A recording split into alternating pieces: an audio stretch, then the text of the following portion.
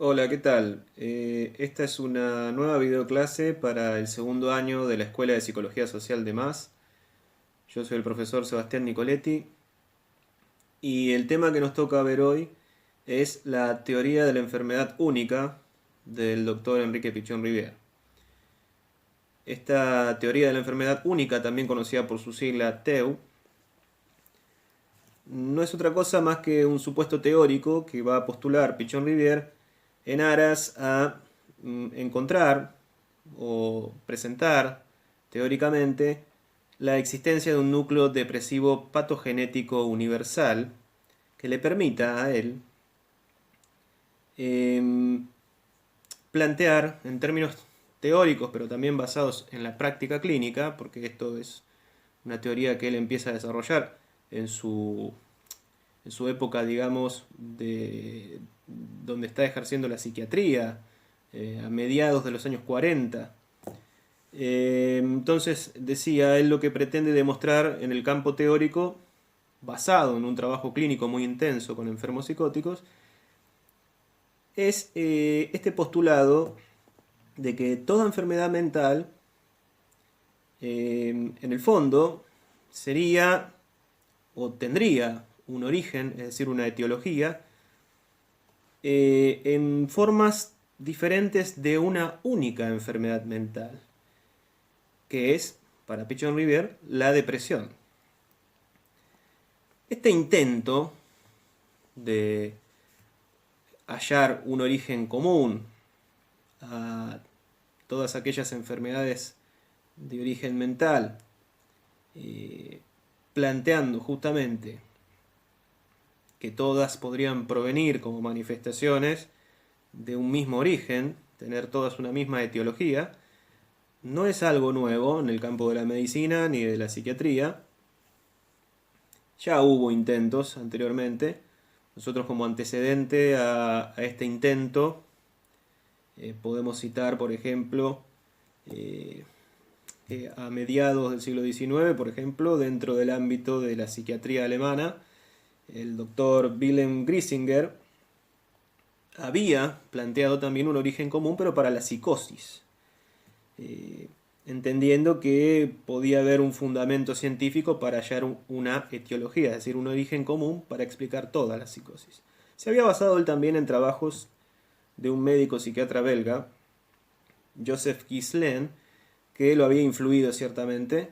Entre los trabajos de Ghislaine y de Griesinger eh, podemos plantear que esto es dentro del ámbito médico psiquiátrico eh, un antecedente. Esto se ha hecho recurrentemente, es decir, tratar de, al menos teóricamente, plantear el origen de todas aquellas enfermedades que podrían estar relacionadas a un único núcleo que, digamos, a nivel etiológico sería el punto de partida para diversas manifestaciones de ese mismo núcleo, es decir, que se desprenden de ese mismo núcleo para luego eh, poder ser observadas como fundamento de distintas enfermedades que podrían ir apareciendo, todas enraizadas en este núcleo.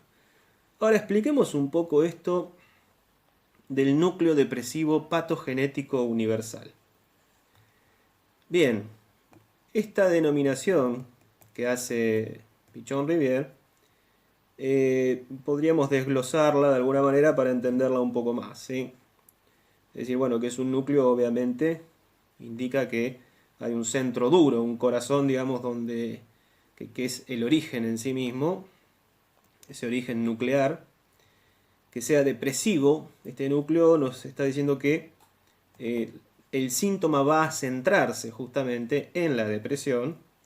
Esto es, plantea un abanico muy amplio de posibilidades, va a ser desde la más ligera tristeza, pasando por todo tipo de depresiones, hasta la melancolía profunda. ¿Sí?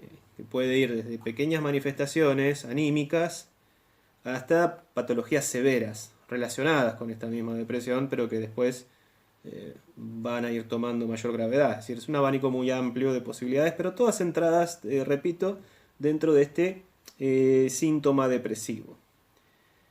Que sea patogenético, es decir, vamos desglosando, ¿sí? Recuerdo, núcleo depresivo, patogenético, universal. Que sea patogenético, decía, esto proviene de la palabra, etimológicamente proviene de la palabra patos. Patos, ¿sí? Es una palabra de origen griego y que dentro del ámbito de la medicina suele muy frecuentemente traducirse como enfermedad. Traducción que no está mal, pero que no es la primera acepción de la palabra. Sin embargo, podemos traducirla de esa manera, así lo hacen en medicina, pero podemos decir algo más de esta palabra. Patos también significa dolor, también significa padecimiento, es decir, el acto de padecer. También en ese sentido, patos, la palabra griega patos, es el origen de palabras como pasión, en el sentido de algo que se padece. Es decir, nosotros podemos dar un ejemplo que pueden conocer todos, ¿sí? Cuando uno habla, por ejemplo, de la pasión de Cristo, ¿sí? Son aquellas vicisitudes por las cuales Jesucristo atravesó una serie de torturas y vejaciones físicas digamos que están narradas en el Evangelio, y que esto justamente lo que nos pone en evidencia es que padeció esto. En ese sentido es que se habla de pasión. Bueno, el origen etimológico de esta palabra viene de ahí, ¿sí?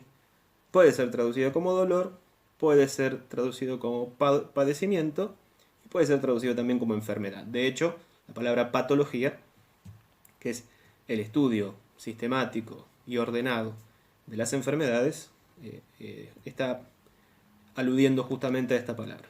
Y como repito, no está mal traducirlo de esa forma, pero sí quería indicar que dentro del ámbito de la medicina, de las ciencias médicas, prefieren siempre esta traducción, claro.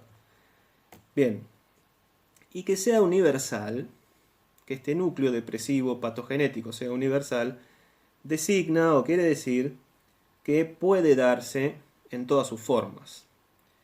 Es decir, la universalidad está dada en que esto puede sucederle tanto o puede estar referido tanto a neurosis como a psicosis. En este punto, tal vez para refrescar un poco, podríamos recordar brevemente qué es cada una de esas dos cuestiones. La neurosis, básicamente, podríamos decir que es un tipo de trastorno nervioso de origen, podríamos decir, emocional, y que hacia finales del siglo XIX y principios del XX esto estaba asociado con el diagnóstico de histeria. ¿Sí? Mayormente, por supuesto, como la misma palabra lo indica, esto estaba, digamos, dirigido a un diagnóstico que se le adjudicaba en un principio a las mujeres. Luego esto cambió, ¿sí? Es decir, pero hister, que viene de la palabra útero, estaba claramente referido a las mujeres. Bien, un trastorno nervioso de origen emocional es lo que sería en principio una neurosis. Mientras que una psicosis, ya estamos hablando en este campo de un trastorno mental grave, ¿sí? Donde las características que más podríamos resaltar es que justamente hay una evidente alteración de la personalidad y muy fundamentalmente de la percepción o del sentido de la realidad. Estos dos indicadores son adjudicables a la psicosis. Entonces, con la universalidad, lo que se está aludiendo es que este núcleo depresivo patogenético, digamos, es adjudicable en todas sus formas. desde una neurosis hasta la psicosis. Bien, ahora para poder seguir con este tema, yo creo que es fundamental tener presente la manera conceptual, qué es lo que entiende Pichon-Rivière por salud, cuál es su concepto de salud. Porque esto es muy importante, así como nosotros entendemos que dentro de la psicología social pichoniana hay, por supuesto, una concepción de sujeto, hay una concepción de aprendizaje, hay, digamos, una concepción, o hay conceptos tan valiosos como pueden ser vínculo, o teorías tan importantes como el ECRO. Entonces es fundamental entender también que para Pichon-Rivière hay obviamente una concepción de salud. Cuando nosotros hablamos de salud y enfermedad en términos de una especie de pareja de opuestos o de par contradictorio, estamos diciendo que en términos de una metodología dialéctica, Pichon-Rivière entiende que esto puede ser visto así, visto de esta manera, es decir, como un par contradictorio, que nos lleva a buscar o analizar o interpretar una elaboración posterior que sea cualitativa para poder avanzar hacia una posición superadora de este primer par contradictorio. Esto no está mal, de hecho Pichon-Rivière lo toma de esta forma. Lo que yo sí tengo que recordarle siempre es que esta concepción metodológica, no filosófica ni ideológica, sino metodológica, de observar estos pares contradictorios, proviene de la metodología dialéctica. Metodología dialéctica que es subsidiaria, directa, del materialismo dialéctico. Con esto, ¿qué les quiero advertir? Que no es la única forma de interpretarlo. Simplemente esto, ¿sí? Y que ustedes deben tener en cuenta. Porque si no, nos cerraríamos a una sola interpretación y no es necesario, ni es justo tampoco. Pero sí podemos entender que en esta visión de pares contradictorios va a entender Pichon-Rivière que esto no puede dividirse como dos esferas absolutamente separadas y que se repelen entre sí, es decir, que donde haya un ámbito o un campo donde esté lo sano o donde esté la salud y otro donde esté lo enfermo o donde esté la enfermedad. No, esto es, digamos, hay una relación dialéctica entre salud y enfermedad. Por lo tanto, es constantemente reelaborable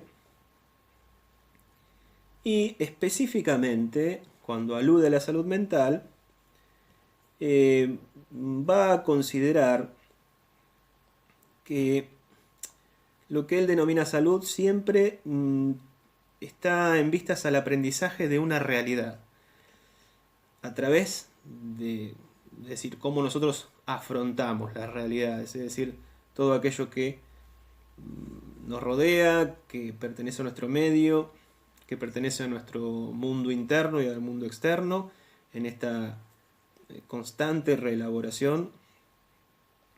Todo aquello que enfrentamos, todo aquello con lo cual nos topamos en la vida, requiere, por el enfrentamiento mismo, un tipo de manejo y solución. Va a decir Pichon-Rivière, claro, que sea integradora. ¿Por qué? Porque es la única manera de resolver conflictos. A esa oposición, a ese enfrentamiento, requiere de un manejo y de una resolución que nos permita integrar aquello que nosotros denominamos la realidad, es decir, todo aquello que nos rodea y que nosotros tenemos esta tendencia a denominar como realidad. Entonces, en un primer término, la salud mental es la realización de un aprendizaje que se da en estos términos, a través del enfrentamiento de la realidad, de lo externo, en constante integración entre el mundo externo y el mundo interno, que digamos, manejado en búsqueda de una resolución, esta nos conduzca a una instancia integradora para la resolución de esos conflictos. No olvidemos nunca que nosotros en términos de sujeto, podríamos decir de individuo también, pero prefiero decir de sujeto en este momento, nosotros tenemos una interioridad y una capacidad incluso psíquica que es muy importante y tiene un peso muy relevante. Y por lo general el mundo que nos rodea, nuestro medio, por más acotado que sea, es nuestro medio. Puede ser, digamos, un medio gigantesco, enorme, en el cual nosotros nos podemos vincular, movilizar, etc. O puede ser mucho más acotado. Más allá de esto, lo que está fuera de mí, lo que está objetivamente fuera de mí, y que constituye aquello que nosotros denominamos el medio que nos rodea, es decir, el mundo externo, es muchas veces, si no la mayoría de las veces, hostil. Es hostil y nosotros tenemos que adaptarnos constantemente a esa hostilidad, a eso que está fuera.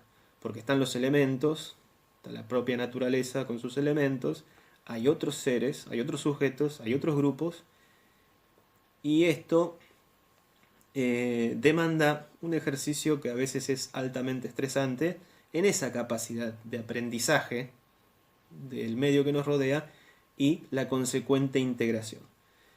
De la manera en que nosotros podamos manejar esto y encontrar una solución, si es integradora, lo que va a decir Pichon Rivière en resumidas cuentas, es la forma en que nosotros vamos a tener de manejar los conflictos, y esto, en último término, es lo que definiría él como sano.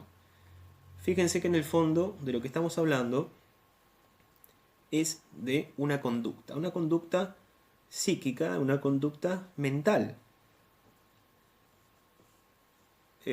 Más adelante vamos a decir algunas palabras sobre la conducta, porque todo el teórico de Teu tiene como trasfondo las conductas, justamente. Bien, entonces, algo más que podemos agregar al concepto de salud.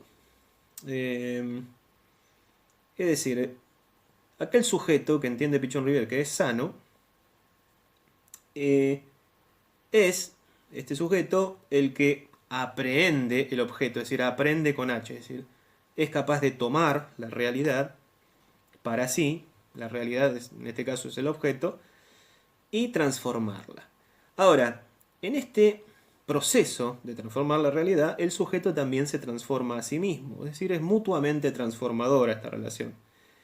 Se modifica el afuera y esto indefectiblemente modifica el adentro, es decir, nos modifica a nosotros mismos. Es, repito, mutuamente modificante, mutuamente transformadora esta relación con el objeto, con el afuera, con el mundo externo. Y esto es lo que es propiamente lo que hablábamos antes de una relación dialéctica con el mundo que nos rodea, con el medio. Ahora, los sujetos, que por su naturaleza forman grupos, y con los grupos, obviamente, hay un índice socializador muy importante, porque en cuanto hay un grupo, hay parámetros socializantes que justamente presionan al mismo sujeto y al mismo grupo para llevar a cabo sus actos. Y esto condiciona además sus conductas. Pero bueno, decíamos entonces, por esta relación que tenemos con el mundo externo, el sujeto lo que busca es satisfacer necesidades. Y en esa búsqueda, en esa consecución de satisfacer sus necesidades, necesariamente va a transformar el mundo que lo rodea, que es su ambiente más próximo. Esto indefectiblemente impacta en su propia subjetividad.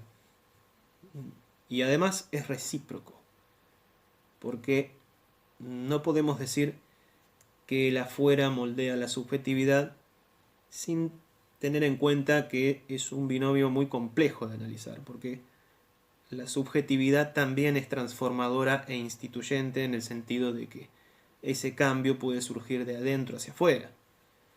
Bien, pero en todo caso, para resumir, el sujeto sano es aquel que en determinada medida aprehende, toma la realidad, en este caso vista como un objeto, la realidad externa, y la modifica modificándose a sí mismo. Esta es otra característica de la concepción de salud.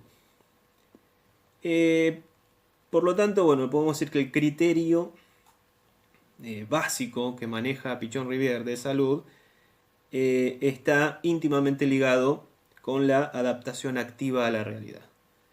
Adaptación activa a la realidad que supone que la trayectoria vivencial del sujeto no tiene un progreso lineal, sino que lo va a definir más bien como un proceso que se da en una suerte de espiral dialéctica que lo pone siempre en un sendero que lo va a conducir a contradicciones. Esto no es otra cosa que estas hostilidades que yo les decía antes, es decir, van a surgir obstáculos todo el tiempo en este intento de integración entre el afuera y el adentro. Esto nos pone, como dice Pichon-Rivière en sus propias palabras, en un sendero de contradicciones vitales, creativas, de crecimiento, de aprendizaje, etcétera, etcétera, etcétera. Si esa espiral se estanca, es decir, si esa espiral no se moviliza, no vehiculiza al sujeto en sus conductas para dar saltos cualitativos que cambien su situación, es decir, si se da lo contrario, si se estanca, es donde surge la estereotipia. La estereotipia obviamente lo que hace es tornar ciertas conductas repetitivas, entorpeciendo, empobreciendo el aprendizaje, el crecimiento, la vitalidad del propio sujeto y genera una instancia de adaptación que denomina Pichon-Rivière negativa de la realidad, donde no habría justamente esa instancia de crecimiento, de creatividad, de superación de esas contradicciones que decíamos antes. Y acá es donde aparece, dentro de este amplio espectro, lo que termina por ser la noción o una noción básica de enfermedad. Es decir, ¿qué es aquello que nos aleja de la salud y que en definitiva nos enferma? Bueno, esta incapacidad de adaptarse activamente a la realidad, de entorpecer nuestro propio crecimiento mediante repeticiones que en muchos casos son obsoletas y no generan, digamos, ningún tipo de, o que, mejor dicho, estancan esa espiral dialéctica de la que nos hablaba Pichon-Rivière, tornan una serie de conductas o patrones conductuales que se van estereotipando, que se van volviendo repetitivos y de escasa efectividad real en términos funcionales, y es lo que justamente él denomina como que nos lleva este accionar, este modo de conducirnos, nos lleva a una instancia de adaptación negativa a la realidad, donde no se produce esa integración de la que hablábamos antes, y que por lo tanto, de ese sendero de contradicciones al cual nos enfrentamos todo el tiempo, nos va a ir conduciendo a lo contrario de la salud. Es decir, nos va a ir conduciendo a un camino que nos va a llevar tarde o temprano a una patología. Bien, algo más que podríamos decir para seguir hablando un poco del concepto de salud en Pichon-Rivière. Es lo siguiente. Esto sí, hay que remitirse otra vez a esta concepción de de materialismo dialéctico de la cual bebe Pichon-Rivière en primera instancia y, y de la cual es deudor, que es este otro criterio de salud que nos remite a las condiciones de producción. Estas condiciones de producción, ya dijimos que el ser humano, el sujeto, establece vínculos, por supuesto, con otros por necesidad, porque tiene que suplir esas necesidades, de ahí va configurando grupos, y estos grupos van a tener una dinámica interna y una interrelación con otros grupos que va a ir estableciendo de alguna manera normas y regularidades que, según su mayor complejidad, es lo que nosotros terminamos por denominar sociedad. Sin querer decir con esto que la sociedad es un subproducto del sujeto. No, porque podríamos decir todo lo contrario con toda razón, además, de que el sujeto es producto de una sociedad. Esto, que parece en principio una contradicción, en realidad son dos caras de una misma moneda que nosotros tenemos que ver en forma integral. ¿Sí? Como lo han, digamos, postulado varios autores del ámbito de las ciencias sociales y del ámbito del psicoanálisis, hay sociedad porque hay sujeto y hay sujeto porque hay sociedad. Es decir, se necesitan mutuamente. Se necesitan mutuamente y no podemos establecer la preeminencia de uno u otro. Pero bueno, continuemos. Entonces, todo criterio de salud, va a decir Pichon-Rivière, nos remite a unas determinadas condiciones de producción. Cuando él dice esto, está hablando de condiciones que van desde lo histórico, lo económico, lo político, etc. Estas condiciones de producción implican necesariamente, por lo menos a nivel conceptual, tener una idea de concepto, una idea de mundo y una idea de historia que fundamente estas propias condiciones de producción. Bien, este es el punto que para mí es más discutible, si se quiere, porque es donde manifiestamente Pichon-Rivière nos está hablando de un criterio de salud que lo remite a él a explicar condiciones de producción en las cuales tiene que asentarse en conceptos como historia, política, economía, etc. Esto nos remite, una vez más, a ese origen metodológico que está en la base de la concepción pichoniana, que es la metodología dialéctica, pero que, claro, nos remite al materialismo dialéctico. Y es de ahí de donde vienen estas ideas. Bien, continuemos. Bueno, nosotros tenemos que saber que detrás de la teoría de la enfermedad única, Pichon-Rivière tiene una serie de supuestos. Así que para entender un poco más el tema vamos a mencionarlos. Hay por lo menos dos supuestos que podríamos calificar como de operativos, y que son los siguientes. El primero es que él se centra en el estudio de los vínculos como estructura. Esto nosotros no podemos profundizar porque justamente deberíamos remitirnos a una clase sobre teoría de la estructura del vínculo. Pero sí hay que tenerlo presente, ¿sí? Que él ve el vínculo como una estructura. El otro supuesto, que también es operativo, es que él, de alguna manera, toma a la necesidad como elemento movilizador.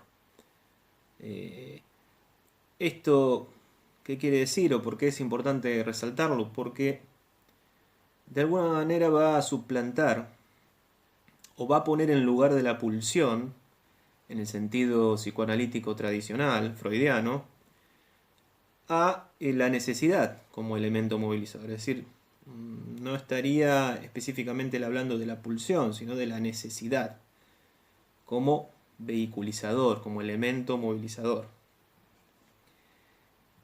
El otro supuesto que hay que tener muy en cuenta, y siempre hay que recordarlo, él Pichon Rivière está bastante influenciado por las ideas de Melanie Klein. Sobre todo su teoría de las posiciones. Debemos recordar entonces que Melanie Klein, al desarrollar sus teorías, utiliza este término de posición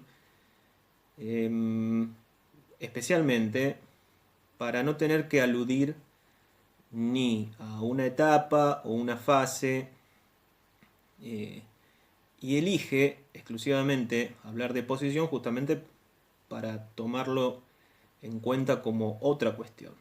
La posición es una especie de organización de la experiencia del yo. Entonces, teniendo en cuenta que la posición es una organización, una especie de organización de la experiencia del yo, es que plantea sus famosas dos posiciones, la esquizoparanoide y la depresiva. Esto Pichon Rivière lo tiene muy en cuenta. Es un supuesto que subyace dentro de su teoría de la enfermedad única. Y bueno, recordemos un poco, la posición esquizoparanoide, como su palabra lo indica, es una especie de escisión del yo en relación al objeto, ese objeto externo que justamente Klein lo va a poner en términos dentro de su teoría de la relación objetal, como objeto bueno u objeto malo. ¿Sí? Recuerden los ejemplos que utiliza, ¿no? Con el lactante y el pecho bueno, el pecho malo de la madre. En ese momento, donde se da la posición esquizoparanoide, la integración del yo es escasísima, es sumamente fragmentaria. Hasta incluso podría decirse que en ocasiones es prácticamente nula, porque lo que prima es justamente la escisión por encima de la integración. El segundo momento de la posición depresiva, que la autora enuncia que se va a dar a partir del sexto mes de vida, manifiesta ya la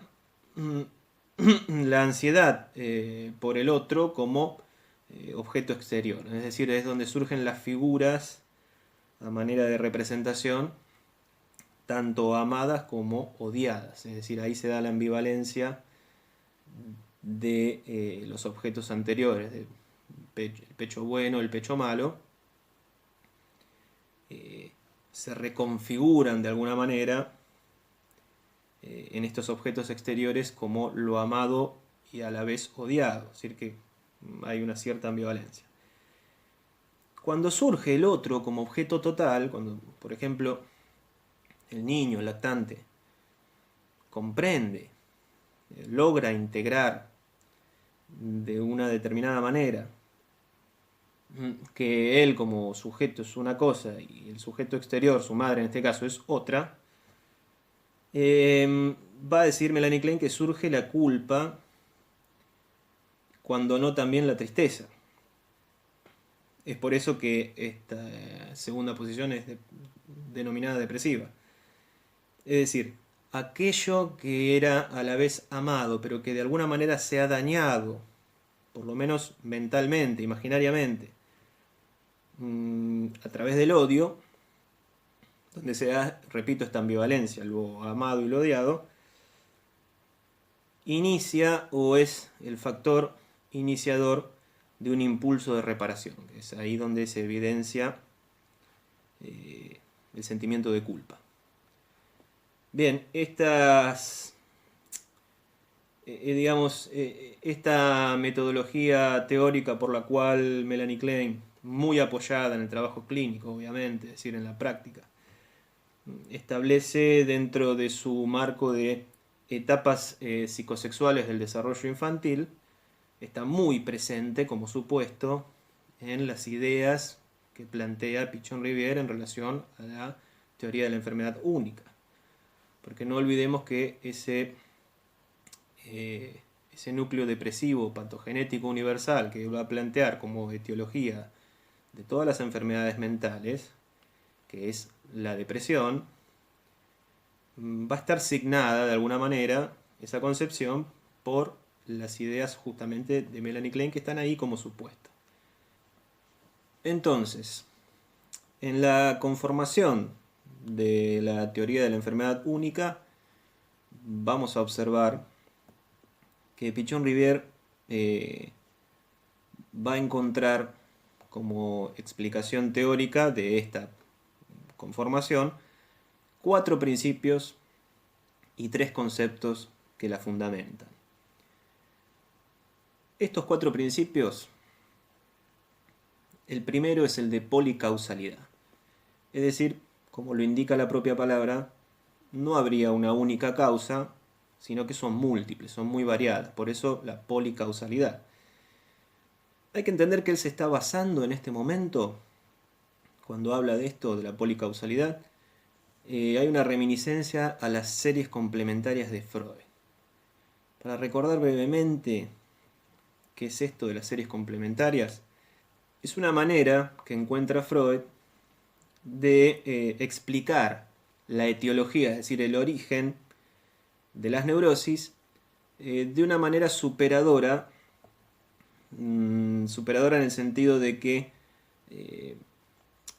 anteriormente a que él postule las series complementarias, había una suerte de alternativa o alternancia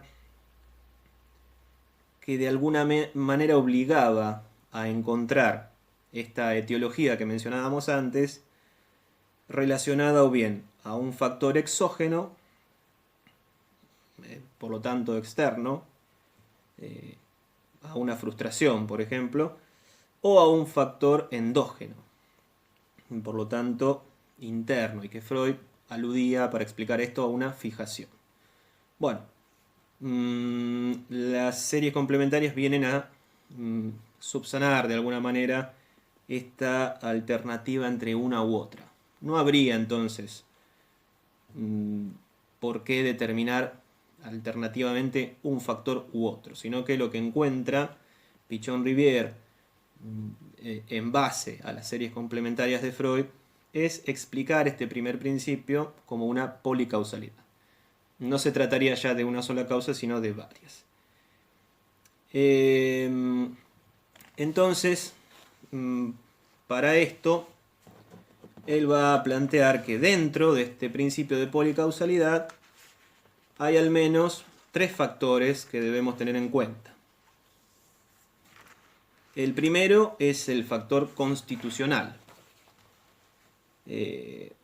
Factor constitucional porque es un factor que él va a denominar como precozmente adquirido, y para esto se va a basar en nuestra experiencia de vida en estado intrauterino, y lo va a tomar como un factor social. Es decir, ya habría en esa constitución del yo un factor social que precozmente podemos encontrar en la vida intrauterina. Esto está evidentemente sostenido desde, por un lado, lo hereditario, que es lo genético, y él para esto se va a basar en la idea de genotipo. Así que la idea de genotipo obviamente alude a lo heredado porque estamos hablando de la información genética que está condensada en el ADN de cualquier organismo. Y un segundo factor dentro de este mismo, que es el fenotípico, es decir, aquella expresión observable de la estructura del propio organismo en relación a su entorno y a los otros. Entonces, hay elementos que resultan de lo contextual, de la experiencia vivida, y que son resultantes de ello, por lo tanto, y que son fenotípicos. Mientras que hay otros factores que son de dotación hereditaria, que son los genotípicos. Este factor constitucional entonces está formado por lo genotípico y lo fenotípico. Bien, El segundo factor dentro del principio de policausalidad es el factor disposicional, que alude al impacto que tiene el sujeto en el grupo familiar, recíprocamente. Entonces, llama factor disposicional a el resultado de la interacción entre el sujeto y el grupo familiar y viceversa. Es decir, porque evidentemente estas primeras experiencias, estas primeras vivencias que nosotros tenemos están articuladas de una manera disposicional entre nuestro grupo primario y nuestra propia existencia, nuestra propia psiquis, que va a encontrar dentro del grupo primario sus primeros patrones, sus primeros modelos y sus primeras causas de integración del propio yo. Y por último, dentro de este mismo principio, el factor actual o desencadenante.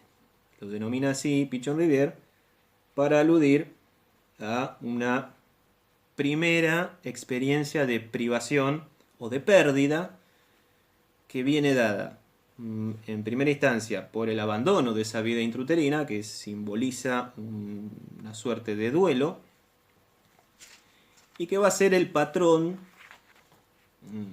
adaptativo que de ahí en más, en todo proceso de aprendizaje del sujeto, va a actuar dentro de una determinada regresión a esa instancia como un punto de desarrollo correspondiente a este factor disposicional. Es, en pocas palabras, el proceso mismo de enfermar. Es decir, cuando surge este factor desencadenante, él también lo va a denominar factor actual o desencadenante, hay que remitirnos entonces a esa primera experiencia de sufrimiento, de frustración, de angustia, que evidentemente van a vehiculizar, a movilizar defensas,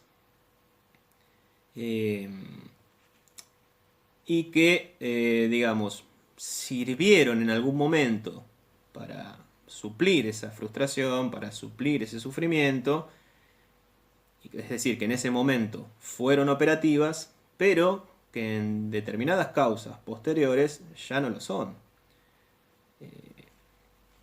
Es por eso que inician lo que se denomina justamente una disposición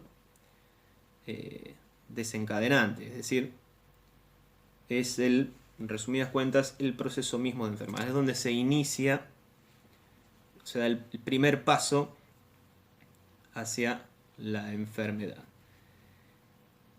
Muy bien, un segundo principio es el de la pluralidad fenoménica. Pluralidad fenoménica que obviamente alude a que hay múltiples fenómenos que inciden para deshacerse de esa situación depresiva básica y que pueden configurarse de diversas maneras, ya sea a nivel mental, a nivel físico o a nivel del mundo exterior. Esto a nivel patológico va a desarrollar o bien algún tipo de fijación o de manía, una hipocondría en el caso de lo físico, de lo corporal, o algún tipo de paranoia en el caso de la relación con el mundo externo. Vamos a ver ahora más adelante de qué manera esto puede proyectarse en lo que denomina Pichon-Rivière las zonas o áreas de la conducta humana.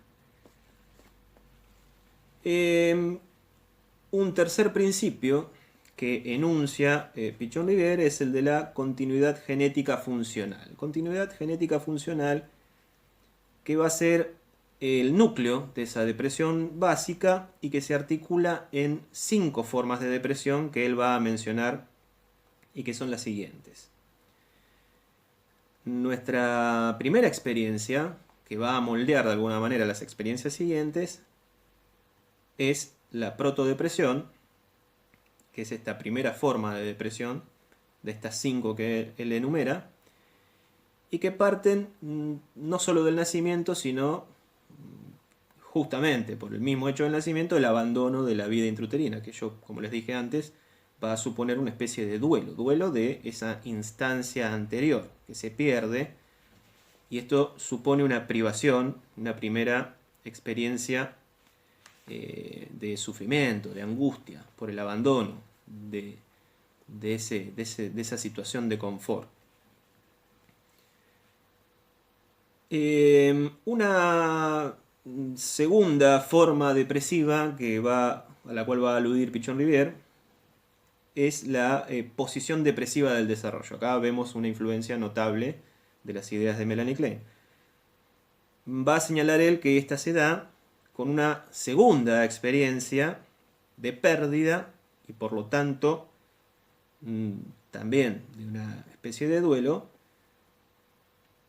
Él la va a ubicar en el destete, es decir, el hecho de superar la instancia de lactancia para el niño, el destete, es privarlo de alguna manera de esa fuente nutricia, y esto lo va a ubicar al sujeto, al niño, en una situación ambivalente donde va a surgir la culpa, tal cual como lo explicaba Melanie Klein hablando de sus posiciones.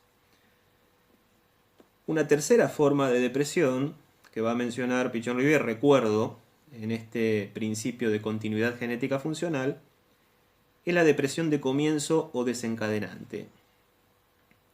Es una experiencia de frustración o de pérdida, pero que ya no se remite a una etapa regresiva, sino que es actual.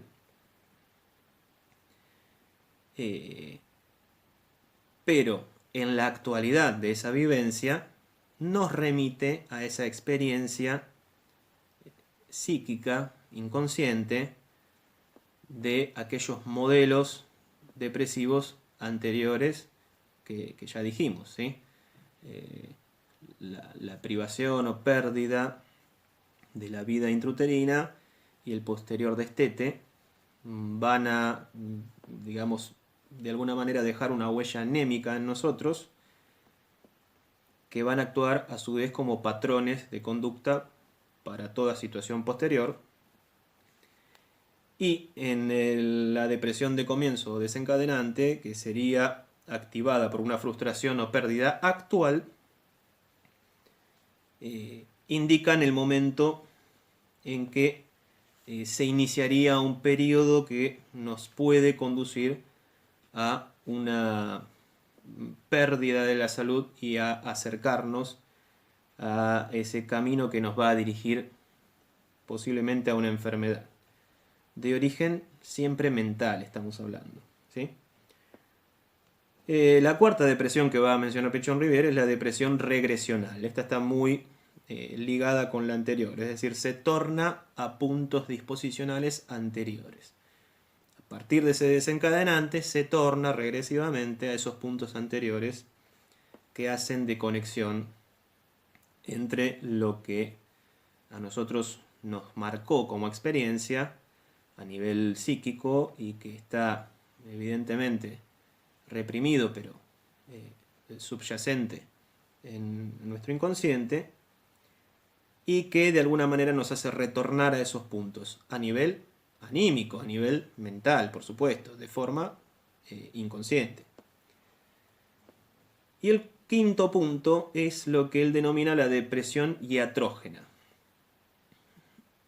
Acá tenemos que indicar que la palabra iatros alude al médico, es decir, a la situación de cura ante un médico o terapeuta.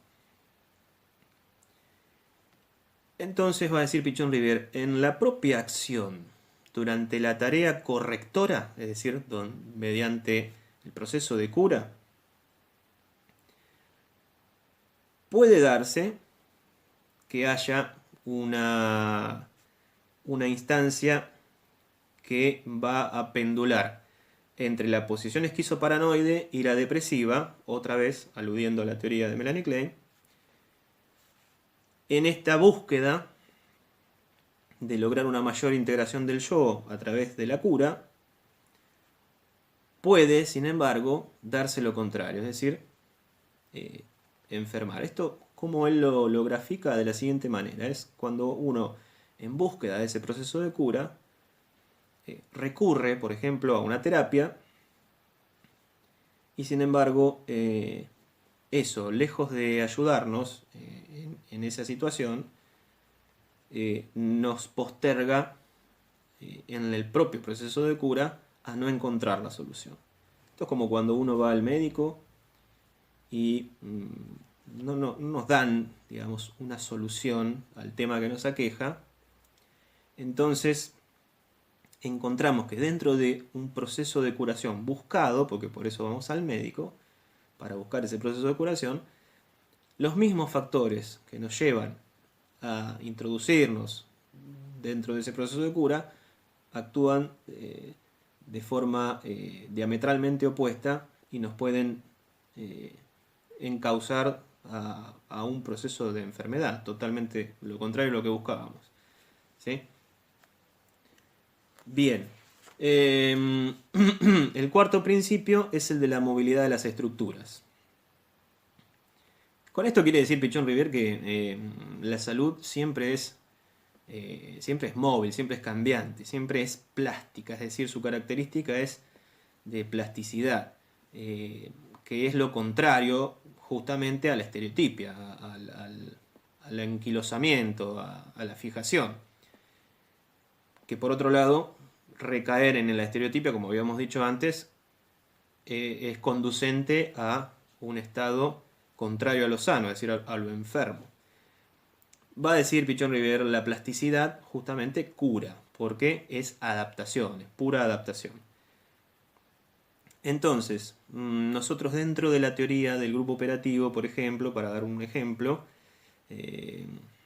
podemos, evidentemente hay gente que lo toma así, podemos tomarlo como un dispositivo de experiencias de aprendizaje, que es lo que realmente es, pero también muchas veces en forma inconsciente se toma como una instancia curativa terapéutica. Es decir, hay gente que, digamos, de forma inconsciente toma al grupo como ámbito terapéutico sin que este grupo sea, su finalidad, la terapéutica. ¿Sí? Porque evidentemente el dispositivo de grupo operativo es un dispositivo especialmente diseñado para el aprendizaje, para la resolución de problemas frente a las posibles contradicciones que van a surgir necesariamente dentro del grupo y con la tarea como eje poder asumirlos, enfrentarlos. Aunque esta es la finalidad principal del grupo operativo, repito, muchas veces en forma inconsciente, aunque no sea su finalidad, también se le adjudica una instancia terapéutica o curativa. Esto es a lo que alude cuando habla de la movilidad de las estructuras, es decir, siempre la salud está asociada con la plasticidad, que vale decir a la adaptación activa a la realidad, mientras que todo aquello que no sea plástico, cambiante, reestructurante, movilizador, es decir, que recae en lo contrario, es decir, el anquilosamiento, la estereotipia, la fijación, apunta hacia lo contrario de la salud, hacia la enfermedad. Bien, estos son los 4 principios. Y los 3 conceptos que yo les mencionaba, esto se fundamentaba en 4 principios y 3 conceptos, son conceptos típicos de la teoría de grupo, de la psicología social pichoniana, pero que son muy importantes y hay que tenerlos en cuenta porque no puede perderse de vista que esto también está detrás de la teoría de la enfermedad única. El primer concepto es el vínculo, que es una especie de reformulación que hace Pichon Rivière acerca de la relación objetal, que toma de Melanie Klein. con una diferencia fundamental. Mientras que la relación de objeto lo que va a pretender es describir una situación intrapsíquica y unidireccional entre el sujeto y el objeto, el vínculo, por otro lado, va a dar cuenta tanto de lo intrasubjetivo como de lo intersubjetivo. Es decir, va a tener como en cuenta siempre, fundamentalmente, al mundo interno y al mundo externo, en su constante integración. Justamente porque a través de la metodología dialéctica lo que va a buscar es producir, digamos, o por lo menos dar todos los elementos para que se produzca el pasaje en ambas direcciones, hacia el mundo interno y hacia el mundo externo, hacia lo intrasubjetivo y hacia lo intersubjetivo. Es decir, a través de la idea de vínculo, lo que pretende Pichon-Rivière no solamente es internalizar el objeto, sino explicar un modo de relacionarse muy particular con ese objeto. Y también explica, además, a través del vínculo, la manera en que se enlazan entre sí esos objetos. Cuando estamos hablando de objetos, estamos hablando también de personas, ¿sí? Justamente, la relación objetal se puede dar con ideas, cosas, personas, indistintamente. El segundo concepto a tener en cuenta, muy importante, es la teoría de rol, el rol mismo. Esto que nosotros sabemos que proviene en gran medida de las teorías de George Mead y de su escuela de pensamiento dentro de la psicología social de la cual él fue mentor, es la idea del otro generalizado. Es decir, a través de la teoría de rol, nosotros entendemos este concepto del otro generalizado como una noción formativa de la identidad. De la identidad y de la personalidad, obviamente. Tenemos acá que remitirnos al concepto de mí como constitutivo de la formación del yo. ¿Sí? Traten de recordar ustedes las ideas de George Mead en relación al mí y el yo. Y hay algo importante de esta escuela americana, que el enfermo, es decir, en la concepción de salud y enfermedad que hay detrás del interaccionismo simbólico de la escuela de George Mead, es que todo enfermo es un enfermo social. Y esto, aunque es muy importante, también tiene una arista peligrosa, porque es muy funcional. Y en su carácter de funcional, en una sociedad como la norteamericana, esto puede ser más o menos evidente, aunque hoy por hoy hay tan pocas diferencias con este mundo globalizado que esto se puede ver en todas partes, no hace falta solamente remitirse a la sociedad norteamericana, pero decir que todo enfermo es un enfermo social, entonces esto también tiene su parte peligrosa, que digo que es la exclusión del otro. ¿Sí? Porque si el otro, los sujetos en general que componen una sociedad, nosotros podemos llegar a decir que hay alguien que es un enfermo social, quiere decir, según la lectura que se haga, que esa persona no es funcional a la sociedad a la cual pertenece. Es decir, por algún problema no puede, digamos, devolverle a la sociedad lo que la propia sociedad le impone, porque nunca olvidemos que esto está siempre rodeado de presiones, que es, por ejemplo, trabajar, producir. Esto también lo podemos relacionar con lo que dijimos antes, en la primera parte de las relaciones de producción, de la cual nos hablaba Pichon-Rivière, es decir, una persona que no está, que está indispuesta de alguna manera por algún tipo de enfermedad, por algún tipo de carencia, no puede trabajar, por ejemplo, no puede ser útil en términos de absolutamente utilitarios, ¿sí? Que obviamente no es una idea que yo comparta, pero es una idea que está ahí y la tenemos que ver. Entonces una persona enferma es aquella que, digamos, termina siendo catalogada como enfermo social porque no puede, digamos, producir en sociedad y eso lo convertiría de forma estigmatizante, ciertamente, en un enfermo. Esto hay que tener mucho cuidado, porque esto subyace en la teoría de rol no pichoniana, sino de la escuela del interaccionismo simbólico, que es de donde se toma la teoría de rol, porque la teoría de rol la desarrolla George Mead. Lo que hace Enrique Pichón Rivière es tomar esta teoría y de forma muy creativa, ciertamente, reconfigurarla y darle otro vigor. Y ciertamente hay una visión diferente del otro, ¿sí? No como enfermo social, justamente.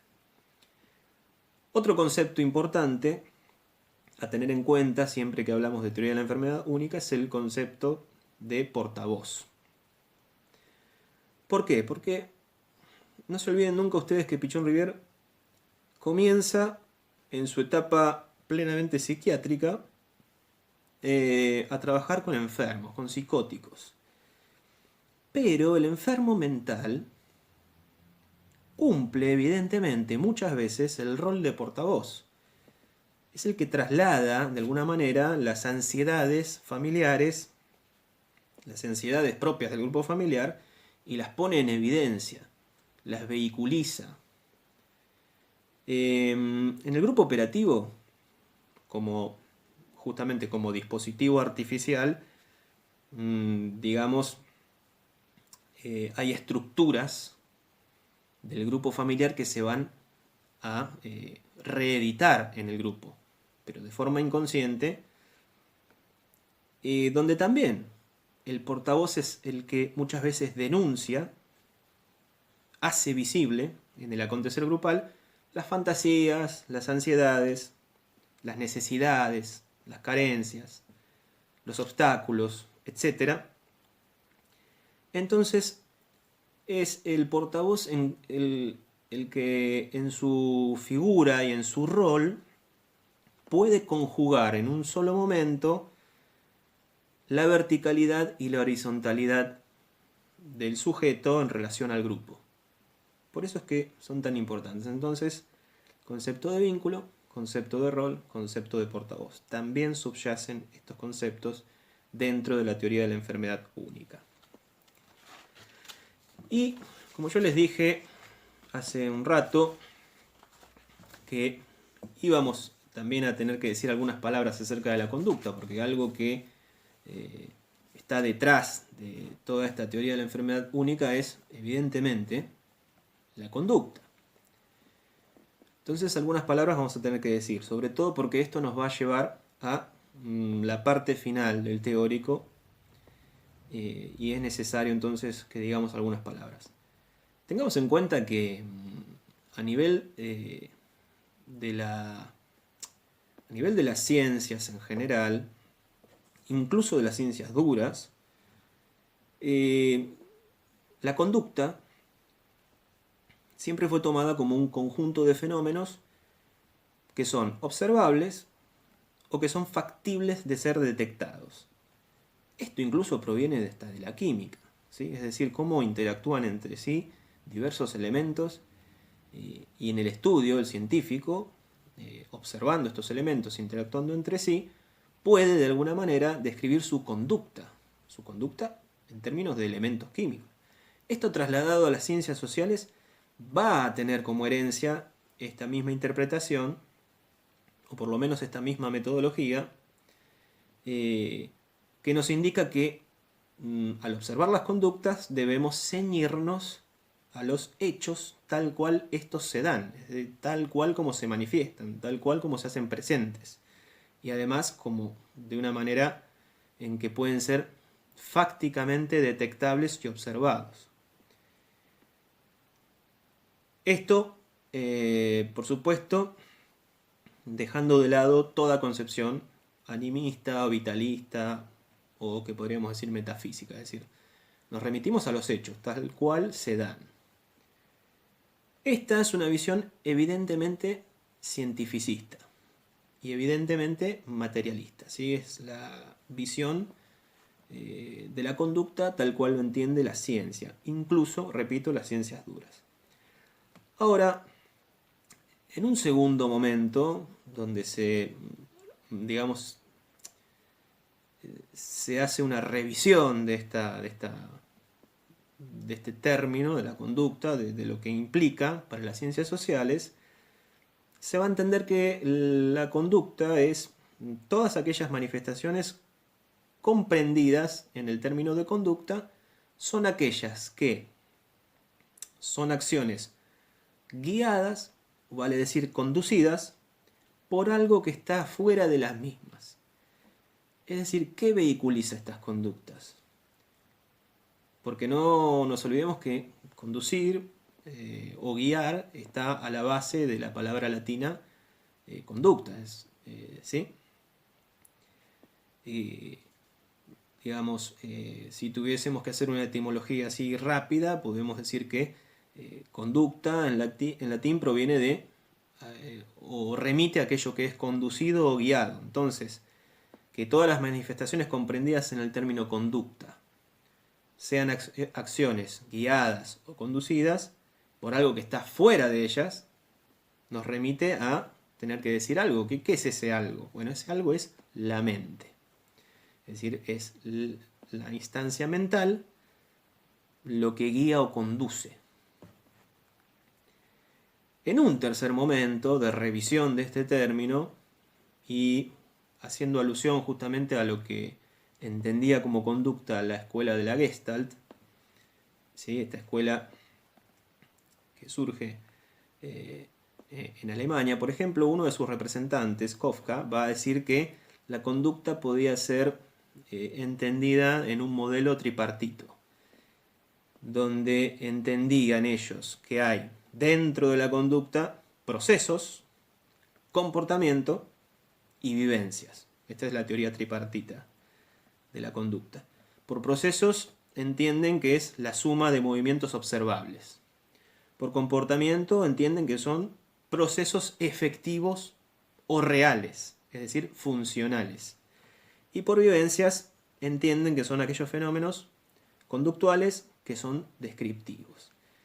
Esta teoría tripartita tuvo cierta relevancia y puede tenerla incluso hasta el día de hoy, pero nosotros a la idea de conducta a la cual nos remitimos, más allá de todo esto que hemos mencionado, es a una idea mayor, digamos, que va a comprender a todas las anteriores que hemos mencionado, las va a subsumir.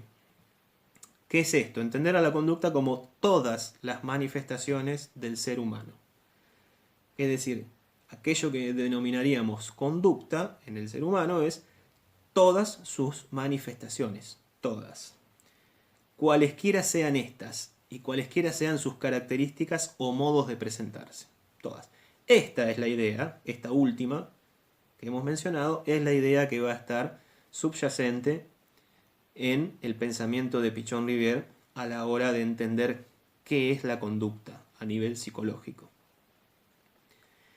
Y teniendo en cuenta esa idea de conducta, es que va a desplegar su teoría de las áreas de la conducta humana. Estas áreas de la conducta humana nos van a remitir a nosotros a tener que mencionarlas por lo menos brevemente. ¿Por qué brevemente? Porque hay un teórico especial acerca de la conducta humana. Pero entonces, él va a hacer una interpretación y va a generar un modelo, y este modelo es el que entiende que hay por lo menos 3 áreas de la conducta humana que se remiten, una a la mente, otra al cuerpo y otra al mundo exterior. Esto que nosotros podemos mencionar e incluso podemos graficar con un triple círculo, donde los círculos se subsumen uno dentro del otro, nunca debe ser tomado en sus elementos aislados, sino que esto compone una totalidad. No es posible fraccionarlo, no es posible disgregarlo, porque mente, cuerpo y mundo externo en términos conductuales en relación a la psicología, no son divisibles, es decir, son disposiciones mentales, físicas o externas en relación a objetos que están fuera, que se dan siempre en integración, es decir, se dan siempre a la vez, como una totalidad. Puede ser, y de hecho lo es, que alguna vez, en determinados actos, en determinados momentos, un área tenga preeminencia sobre otra, pero nunca vamos a observar que un área se dé en forma aislada. Jamás esto sucede, porque incluso cuando estamos hablando de un hecho que sucede en el mundo externo, también tenemos que aludir a algo que está sucediendo en la mente o en el cuerpo, porque son concomitantes. ¿Sí? Entonces, las áreas del comportamiento, las áreas de la conducta humana, para Pichon-Rivière, son estas tres: la mente, el cuerpo y el mundo externo. Y entonces va a haber una suerte de disposición sincrónica entre lo que le puede suceder a nivel patológico a estas áreas en relación a sus manifestaciones. Va a decir Pichon-Rivière que, por ejemplo, esto es de forma muy resumida, porque no podemos hablar demasiado de este tema en relación a que hay un teórico aparte sobre esto. Entonces, solamente para mencionar algo, les decía, el área 1, que él menciona como el área 1, como la mente, su forma de manifestar alguna patología es a través de la neurosis. El área 2, que es el cuerpo, su forma de manifestar cualquier tipo de síntoma va a ser la hipocondría, es decir, la manifestación de síntomas corporales. ¿Sí? Y el mundo externo, las manifestaciones más evidentes que tenemos son, por ejemplo, remitibles a la paranoia, es decir, aquello que está afuera y que incide en mí de una forma que podría manifestarse a través de la paranoia, como un ejemplo. Bien, esto es muy importante entenderlo. Además, debemos decir que Pichon-Rivière es el que desarrolla esta teoría, y algunos de sus discípulos más aventajados en aquella época, como puede ser el caso de José Blecher, digamos, van a utilizar como fundamento esta teoría de las áreas del comportamiento humano para sus tesis fundamentales. ¿Sí? Es decir, por ejemplo, Blecher va a escribir La psicología de la conducta, que es un libro muy interesante, donde va a explicar detalladamente estas ideas que son de propio cuño de Pichon-Rivière. ¿Sí? Bien, entonces hay muchos estudiosos que han vinculado las áreas de la conducta con diversas depresiones, entendiendo a la depresión como ese núcleo del cual derivan todas las demás enfermedades mentales, articulándolo con la teoría objetal de las relaciones objetales de Melanie Klein. Ahora, como esto es muy técnico y como esto nos remitiría a una instancia clínica que está más allá de nuestro umbral de posibilidades como psicólogos sociales, yo preferiría, no ahondar en esto. ¿Por qué? Porque nosotros tenemos una limitación básica, que es la siguiente, ustedes conocen perfectamente, que es que nosotros no estamos en disposición de hacer diagnósticos. La diagnosis está fuera de nuestro umbral de posibilidades. Por lo tanto, si bien nosotros debemos conocer la teoría, debemos enterarnos de esto, debemos estudiarlo, tenerlo muy presente, sin embargo, la utilización de estos contenidos, de estos conceptos y de esta teoría en general, debemos utilizarla como herramienta para la elaboración de hipótesis de campo. Es decir, limitarnos a conocer estas cuestiones para poder, de alguna manera, utilizarlas como herramienta dentro del acontecer grupal entre la verticalidad y la horizontalidad de los componentes del grupo. Pero no podemos, repito, utilizar esta teoría ni sus elementos para una función de diagnosis, porque no nos corresponde y no es nuestro ámbito. Por más que nosotros nos movilicemos dentro del ámbito de la salud mayormente, tenemos que entender que existen estas limitaciones. Entonces,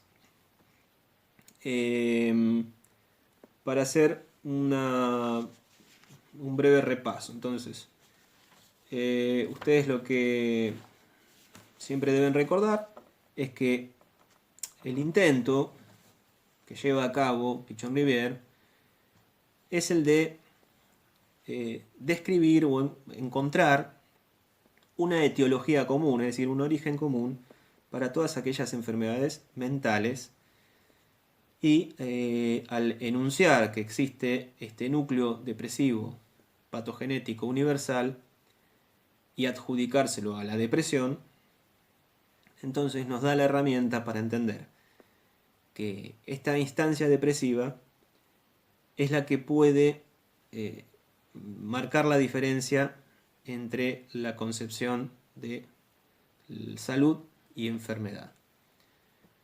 Y como ya dijimos antes, principalmente la herramienta que a nosotros más nos resulta útil en términos de interacción dentro de la vida intragrupal es el de la estereotipia, y es la de los miedos básicos o ansiedades básicas, ¿sí?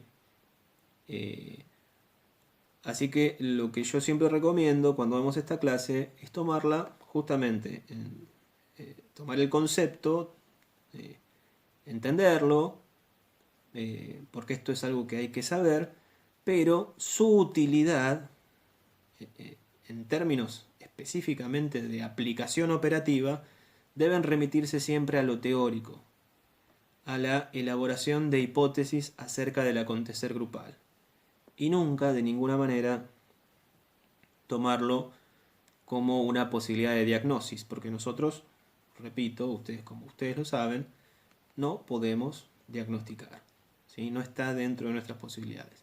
Por lo tanto, esto es muy importante y lo voy a seguir remarcando para no cometer errores, ¿sí? Muchas veces nosotros debemos estudiar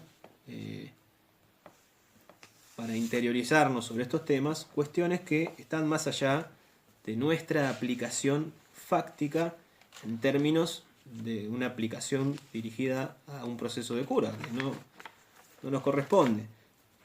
Salvo esta salvedad que hacíamos antes de que muchas veces el grupo operativo es tomado, muchas veces en forma inconsciente, como un espacio o un ámbito para la terapéutica.